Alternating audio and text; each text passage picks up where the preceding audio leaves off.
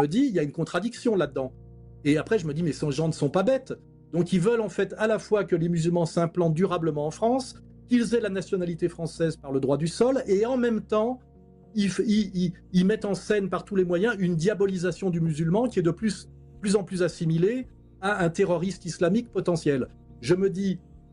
de deux choses l'une, soit ces gens ne comprennent pas ce qu'ils font et ils sont inaptes à gouverner, soit ils savent très bien ce qu'ils font et c'est pas qu'ils sont inaptes à gouverner, ce sont des malfaisants. Mais dans les deux cas, de toute façon, il faut les mettre hors d'état de nuire. Hein. Simplement, dans un cas, on se dit ce sont des élites incompétentes, dans l'autre cas, on se dit ce sont des élites perverses. Et aujourd'hui, il me paraît évident sur des tas de critères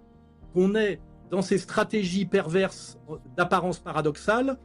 menées par des gens qui ne se maintiennent au sommet du pouvoir aujourd'hui, étant illégitimes, parasites et destructeurs, qu'en organisant ce qu'on appelle un chaos contrôlé. Je ne suis pas le seul théoricien de cette conception du pouvoir actuel, et la France, à mon avis, est absolument dans cette séquence, et est peut-être un des pays occidentaux qui est le plus profondément dans cette séquence, pour des raisons historiques qui lui sont propres, parce que nous sommes, comme le dit Todd, un pays profondément égalitaire au départ, un pays qui a eu un empire colonial à une décolonisation, que nous avons produit les Lumières et nous sommes les inventeurs de l'humanisme,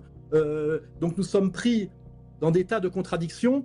Et ce que je fais remarquer, c'est que si nous avions à la tête du pays des élites légitimes, comme on pouvait parler à l'époque par exemple du général de Gaulle, cette fragilité française, ces ambiguïtés, on pourrait les gérer. Mais aujourd'hui, nous avons à la tête du pays des gens qui se servent de ces fragilités qui fait le raffinement de la France pour se maintenir en l'écrasant et en la poussant dans le chaos.